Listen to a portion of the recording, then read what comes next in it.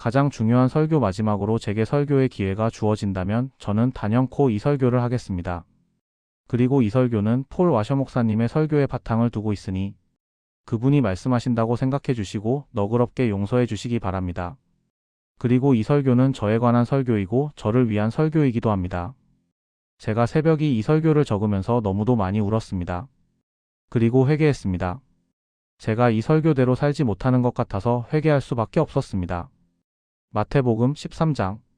좁은 문으로 들어가라. 멸망으로 인도하는 문은 크고 그 길이 넓어 그리로 들어가는 자가 많고 생명으로 인도하는 문은 좁고 길이 협착하여 찾는 이가 적음이니라. 거짓 선지자들을 삼가라. 양의 옷을 입고 너희에게 나아오나 속에는 노략질하는 일이라.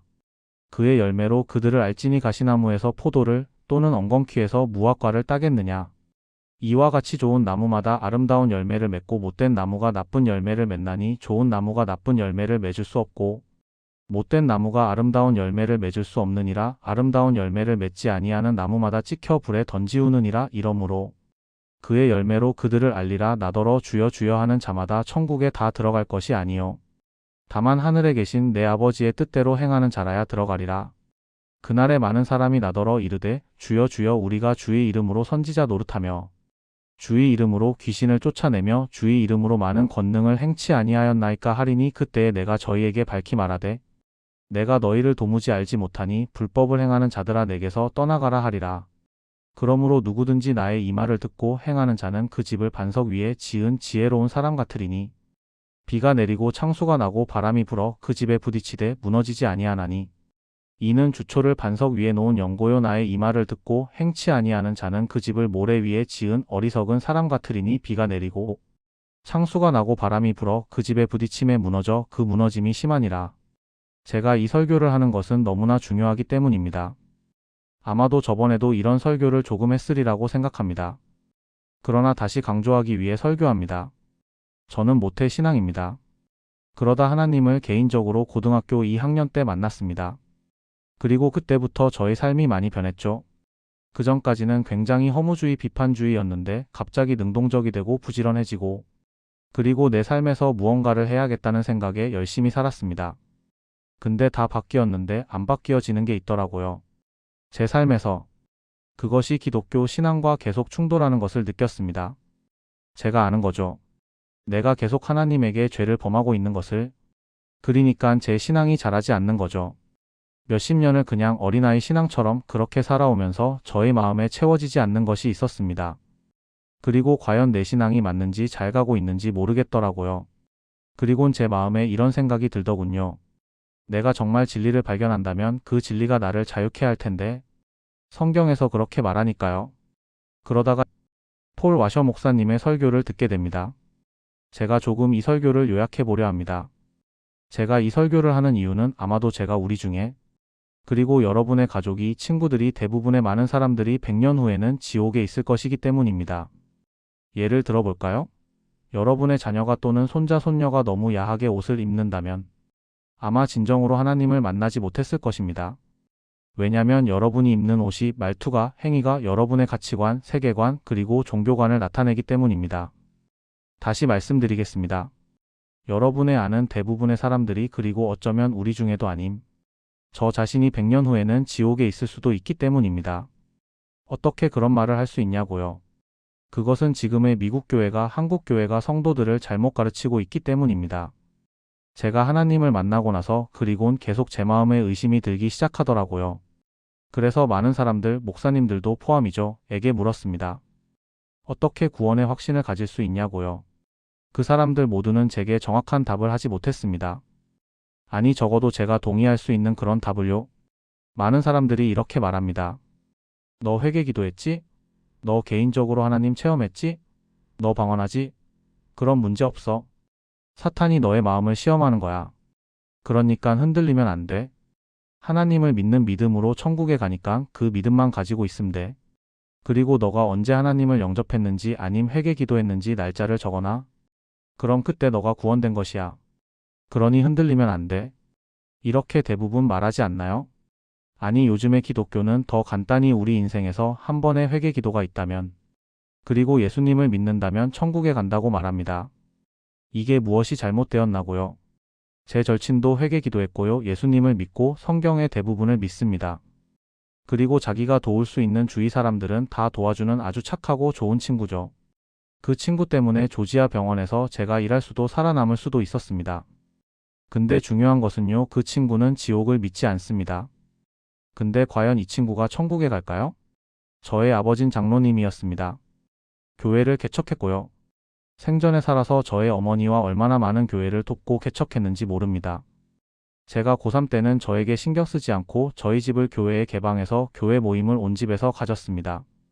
그리고 당신이 직접 강단에서 설교까지 하셨습니다. 근데 저희 아버지가 암에 걸렸을 때요, 자신이 천국에 가는 것을 믿지 못했습니다. 그래서 정말 돌아가시기 전에 저희 아버지가 그렇게 고집하셨기에 어쩔 수 없이 아버지를 휠체어에 모시고 또 저 혼자는 안 되어서 아버지 아시는 목사님과 같이 춘천의 유명한 교회에 모시고 가야 했습니다. 그곳이 부활신앙으로 유명해서 많은 사람들이 변화받은 곳이라고 듣고 간 거죠. 그곳에서 자신의 믿음이 확고히 되기를 원하셨겠죠. 그리고 한 3-4 일이 있다가 아버지 상태가 너무 나빠져서 응급실에 갔다가 바로 부산으로 내려와야 했습니다. 평생을 그렇게 하나님을 위해 열심히 일하고 설교하시고 누구보다 헌금도 많이 내시고 그렇게 살아왔는데 죽기 전에 정말 중요한 시기에 어떻게 신앙에 의심이 들 수 있을까요? 여러분은 그렇게 되지 않을 보장이 아니 자신이 있나요? 정말로 여러분의 생에서 단 한 번 주님이 마음에 오시도록 기도하면 예수님이 오시고 그것으로 저희들이 천국에 가는 것일까요? 그리고 한 번 받은 구원은 절대로 없어지지 않는다고 믿으십니까? 제가 지금 정확히 말씀드립니다. 구원은 예수님을 믿는 믿음에서 옵니다. 그리고 중요한 것은 회개가 따라온다는 거죠. 죄에서 돌아서고 세상과 구별되어서 하나님이 좋아하는 일에 같이 좋아하고 하나님이 싫어하시는 일에 같이 싫어하고 매일 예수님처럼 성화되어 가야 하는 것입니다. 맞습니다. 구원은 믿음에서 옵니다. 근데 이 믿음은 정말로 하나님이 이 온 세계를 지으셨고 그리고 예수님이 우리의 죄를 위해 돌아가셨다는 믿음 그리고 우리가 죽으면 반드시 천국에 간다는 믿음에서 오는 것이죠. 여러분 이런 하나님의 사랑을 느껴보셨습니까? 우리를 위해 아들을 죽이려 보내신 사랑을 제가 여러분에게 만약 오늘 자동차가 펑크가 나서 타이어를 바꾸다가 세미트럭에 부딪혔는데 근데 이렇게 무사히 왔다. 그렇게 얘기하면 여러분은 믿으시겠습니까? 그 거대한 세미트럭에 맨몸으로 부딪혔는데 아무 이상 없이 이렇게 이곳에 있다면 여러분은 믿으시겠습니까? 아니요, 아무도 못 믿죠. 그렇다면 하나님의 사랑을 여러분이 느꼈다면 그냥 아무 일 없다는 듯이 똑같은 삶을 살아가실 수 있겠습니까? 그 하나님의 사랑이 저 세미 트럭보다 작다고 누가 얘기할 수 있습니까? 하나님을 예수님을 영접했는데 삶의 변화가 없다면 아마도 아직 하나님을 못 만난 것일 수 있습니다. 하나님을 만난 사람들은 반드시 변화가 있습니다. 하나님을 만난 사람들은 반드시 그들의 세계관이 삶의 프라이오리티가 그리고 그들의 삶의 목적이 변화하게 되어 있습니다. 그것이 점진적으로 조금씩이라고 해도 그럼 또 이런 질문이 나올 수 있죠. 어떻게 우리의 신앙을 체크할 수 있나요? 성경은 우리에게 말합니다. 너 자신을 점검하고 신앙을 확인하라고 하나님의 믿음 안에 있는지를. 테스트 yourself, examine yourself. 여러분이 만나는 많은 사람들이 자기들도 기독교인이라고 믿을 겁니다. 근데 현실은요, 85%가 교회를 가지 않고요, 구별된 삶을 살지도 않고 어떻게 교회에서 봉사할지 어떻게 이 복음을 주위 또는 세계에 퍼뜨려야 할지 생각도 하지 않습니다. 그런데 왜 기독교인이냐고요? 교회가 그리고 목회자들이 잘 못 가르치고 있기 때문입니다. 자신의 인생에서 한 번의 회개기도와 예수님의 영접이 천국 티켓이라고 가르치기 때문입니다. 성경은 말합니다. 좁은 문으로 들어가라 멸망으로 인도하는 문은 크고 그 길이 넓어 그리로 들어가는 자가 많고 생명으로 인도하는 문은 좁고 길이 협착하여 찾는 이가 적음이니라. 지금의 교회는 좁은 문으로 들어가는 것에만 강조를 둡니다. 그래서 예수님을 영접하면 그 구원은 사탄도 건들릴 수가 없다고요. 그러곤 우리의 나머지 삶에 대해선 아무런 얘기도 하지 않습니다. 그래서 제가 하나님을 고2 때 만나고선 제가 결혼하기 전까지 저에겐 성장이 없었습니다. 그런 교육을 받아왔기 때문이죠. 여러분 중요한 것은 좁은 문으로 들어가는 것도 있지만 좁은 길로 걸어가는 것입니다. 여러분의 삶이 좁은 길로 가지 않고 있다면 그 길은 생명의 길로 가는 길이 아닙니다. 대부분 요즘의 기독교인들은 좁은 문으로 들어와서 넓은 길로 가고 있습니다. 그렇기 때문에 기독교가 지금 한국이나 미국이나 욕을 듣고 이 세상을 변화시키지 못하는 것입니다. 사람들은 말합니다. 하나님은 사랑이라고 그래서 우리를 벌 주시지 않는다고요. 그래서 제 절친도 지옥을 믿지 않습니다. 정말 그럴까요? 하나님은 사랑인 동시에 거룩하시고 우주의 정의를 지키시는 분입니다. 만약 그렇지 않다면 예수님을 십자가에 못 박을 필요가 없지요. 제가 만약 어린아이들을 사랑한다면 동시에 낙태를 미워해야 합니다. 그렇기에 하나님도 거룩하시면 죄에 대해선 미워해야 합니다. 그리고 누군가는 죄에 대한 지불을 해야 합니다. 우리의 죄를 우리가 지불해야 하지만 우리가 지불하면 우리가 죽어야 합니다. 근데 예수님께서 우리 대신에 죽으신 거죠. 왜 우리가 죽으면 우리는 지옥에 가니깐요. 여러분이 죄인이 아니시라고요.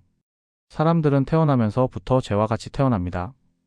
그리고 평생을 죄를 짓고 삽니다. 심지어 바울이 하나님에게 과연 제가 어떻게 하면 죄를 안 지을 수가 있나요? 라는 고민하는 것을 볼 수 있습니다. 로마서 7장 23장 바울은 이렇게 고백합니다. 내 지체 속에서 한 다른 법이 내 마음의 법과 싸워 내 지체 속에 있는 죄의 법 아래로 나를 사로잡아 오는 것을 보는도다. 오호라 나는 공고한 사람이로다.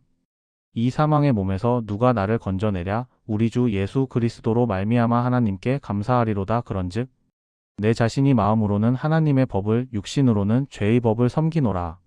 바울은 예수님을 전하다가 죽을 때까지 매맞고 돌에 맞고 굶고 감옥에 가고 배가 파선해서 죽을 고비를 여러 번 넘긴 사람입니다. 그리고 순교하셨죠.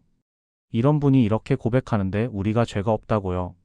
교회에서 부흥회를 하면 정말 신실하시고 봉사를 제일 많이 하시는 권사님들이, 집사님들이 제일 앞에 앉아서 회개하며 우시는 것을 봅니다. 그리고 교회를 그냥 습관적으로 다니는 사람들은 제일 뒤에 앉아서 멀뚱멀뚱하게 기도하는 척하다 가는 것을 종종 봅니다. 왜 그럴까요? 그 거룩하신 예수님 하나님한테 한 발짝 더 나아갈 때마다 저희들의 죄가 더 뚜렷하게 드러나고 그것을 깨닫기 때문입니다. 여러분이 하나님을 알면 알수록 더욱더 여러분이 죄인임을 보게 되는 것입니다. 이것이 기독교입니다. 이것이 정말 기독교입니다. 믿는다는 것은 톡감 주사가 아닙니다. 나는 회개했어. 나는 믿어. 나는 구원을 알아. 이런 것이 제일 중요한 것은요, 여러분이 지속적으로 삶에서 회개가 변화가 성화가 있느냐는 것입니다. 기독교인들은 변화가 없는 사람들에게는 그렇게 얘기하죠. 그냥 믿음이 적은 거야. 근데 과연 그런 건가요? 성경은 말합니다. 겨자씨 같은 믿음만 있어도 산을 옮길 수가 있다고요. 이것이 과연 믿음이 적은 건지 믿음이 없는 것은 아닐까요? 예전에 샘물교회가 2007년 2월에 아프가니스탄에 단기 선교로 갔다가 납치된 적이 있었습니다. 그리고 그 중에 배영규 목사와 심성민 씨가 탈리반에게 죽음을 당하게 되죠. 물론 한국 정부가 가기 전에 가지 말라는 경고를 했다는 것도 압니다. 그리고 그것 때문에 많은 국가적 경제적 손해가 있었다는 것을 압니다. 그리고 기독교의 평판이 나빠진 것도, 그래서 그 당시에 대부분의 기독교인들조차도 그것을 비판했습니다.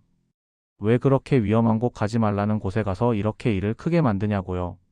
만약에 가지 말라는 곳에 선교를 가지 않는다면요, 한국에 이렇게 기독교가 퍼지지 못했을 것입니다. 누군가 한국 땅에서 그리고 탈리반에서 피를 흘리고 죽어야 값을 지불해야만 그곳에 기독교가 펴지게 되는 것입니다.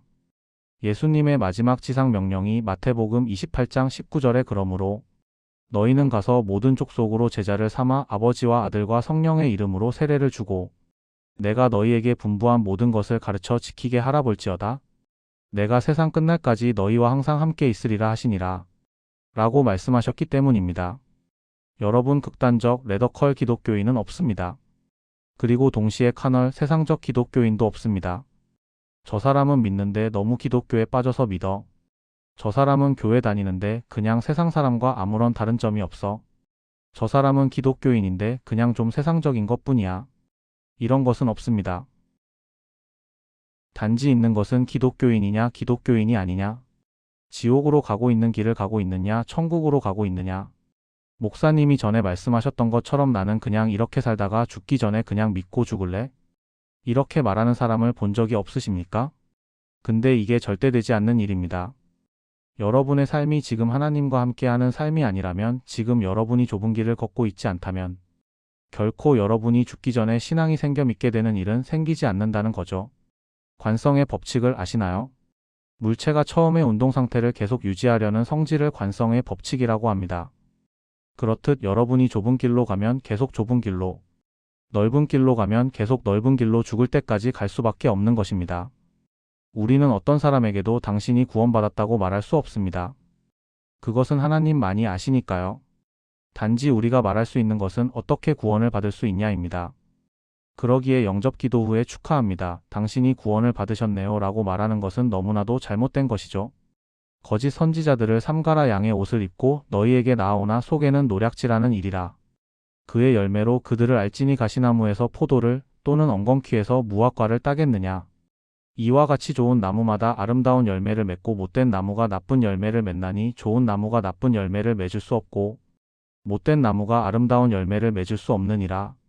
그럼 다시 중요한 질문을 하겠습니다. 어떻게 우리가 구원을 받았는지 알 수 있습니까? 성경은 말하길 그의 열매로 그들을 알지니. 여러분의 삶에 말하는데 행동하는데 생활하는데 어디에 하나님이 계심을 느끼십니까? 아님 그냥 하나님은 귀걸이처럼 교회 올 때만 걸었다가 주중에는 빼놓는 그런 장신구에 불과한지요? 여러분이 자신을 확인하셔야 합니다. 여러분의 삶에서 성령의 열매 사랑, 희락, 화평, 오래 참음, 자비, 양선, 충선, 온유, 절제가 있습니까? 흔히 우리는 성령의 은사와 착각합니다. 성령의 은사는 지혜, 지식, 병고침, 능력 행함, 예언, 영분별, 방언, 방언통력이 있는데 이런 은사가 있다고 천국에 가는 것이 아니기 때문입니다. 성경이 이렇게 말하고 있습니다. 나더러 주여 주여 하는 자마다 천국에 다 들어갈 것이 아니요 다만 하늘에 계신 내 아버지의 뜻대로 행하는 자라야 들어가리라. 그날에 많은 사람이 나더러 이르되 주여 주여 우리가 주의 이름으로 선지자 노릇하며 주의 이름으로 귀신을 쫓아내며 주의 이름으로 많은 권능을 행치 아니하였나이까 하리니 그때에 내가 저희에게 밝히 말하되 내가 너희를 도무지 알지 못하니 불법을 행하는 자들아 내게서 떠나가라 하리라. 과연 여러분의 신앙 고백이 어떻게 참되다고 알 수 있습니까? 지금 미국에서 기독교인이라고 말하면 어떠한 박해가 있습니까? 많은 나라에서 지금도 하나님을 믿는다는 믿음 때문에 감옥에 가고 고초를 겪고 그리고 죽음을 당하고 있습니다. 통계적으로 미국은 2023년에 66%가 자신을 기독교인이라고, 한국은 20%가 자신을 기독교인이라고 말하고 있습니다. 근데 여러분이 느끼는 미국은 과연 어떠합니까? 야동산업이 제일로 활발한 곳이 미국입니다. 그곳도 요번에 불난 할리우드가, 커시노가 제일 많은 곳도 미국입니다. 총기 사고가 제일 많은 곳도 미국입니다. 마약도 제일 많은 데가 미국입니다. 2023년 낙태, 어보션 수가 102만 6,700명입니다. 감이 안 오시죠? 카튼의 레딩 인구가 9만 2,727였습니다. 레딩 인구의 11배의 아이들이 1년에 죽음을 당하는 거죠. 우리들이 만든 법에 의해서. 그럼 다른 질문을 드리겠습니다. 여러분은 예수님을 아십니까? 아시죠? 그럼 과연 예수님은 여러분을 아시는지요? 제가 만약 백악관에 들어가려면 중요한 것은요. 제가 트럼프를 아는 게 아니라 트럼프가 입구에 나와서 나 저 사람 안다고 해야지 들어갈 수 있습니다. 천국도 그렇습니다. 여러분은 하나님을 예수님을 알지만 과연 하나님은 예수님은 여러분을 아시나요? 그렇기에 은사가 아니라 하나님의 뜻대로 행하는 좁은 길로 가는 자만 들어갈 수 있는 곳이 천국입니다. 그리고 그렇게 사는 사람들은 자연스럽게 성령의 열매 사랑, 희락, 화평, 오래 참음, 자비, 양선, 충선, 온유, 절제의 열매를 열게 되는 것입니다. 빌리 그레헴 목사님이 생전에 그렇게 얘기했습니다. 미국의 대부분의 교회가 하나님의 길을 걷지 않고 있다고. 그리고 교회에 참석하는 인원의 5%만이라도 천국에 갈 수 있다면 좋겠다고 생전에 말씀하셨습니다. 성경은 이렇게 말합니다. 그러므로 누구든지 나의 이 말을 듣고 행하는 자는 그 집을 반석 위에 지은 지혜로운 사람 같으리니 비가 내리고 창수가 나고 바람이 불어 그 집에 부딪히되 무너지지 아니하나니 이는 주초를 반석 위에 놓은 연고요 나의 이 말을 듣고 행치 아니하는 자는 그 집을 모래 위에 지은 어리석은 사람 같으리니 비가 내리고 창수가 나고 바람이 불어 그 집에 부딪힘에 무너져 그 무너짐이 심하니라. 이 말씀은 우리에게 경고하고 있습니다. 반석 위에 집을 짓지 않으면 집이 무너진다고. 요번에 LA 화재 보셨습니까? 주위의 모든 집이 다 탔는데 한 집이 살아남았습니다. 근데 산사태에 그 집이 두 동강이 나서 무너졌습니다. 이렇듯 하나님의 뜻대로 행하지 않으면, 좁은 길로 가지 않으면 좋은 열매, 성령의 열매를 맺지 않으면 천국에 들어갈 수 없다고 성경은 말하고 있습니다. 믿음이 적어서가 아니라 하나님의 뜻, 믿음으로써 행위가 나타나는 그런 하나님의 뜻을 행하지 않아서입니다. 세상 마지막에는 단지 두 가지만 있습니다. 굳건하게 선 집과 무너진 집, 좋은 열매를 맺는 나무와 나쁜 열매를 맺는 나무, 좁은 길과 넓은 길. 하나님의 뜻대로 행하는 자와 그렇지 않은 자, 성령의 열매를 맺는 자와 맺지 않은 자, 등불을 준비한 처녀와 준비하지 않은 자, 달란트로 장사하는 사람과 장사하지 않는 사람, 양과 염소, 그리고 천국과 지옥. 과연 여러분은 어느 쪽에 계십니까? 한번 자신이 자신을 점검해 보시기 바랍니다.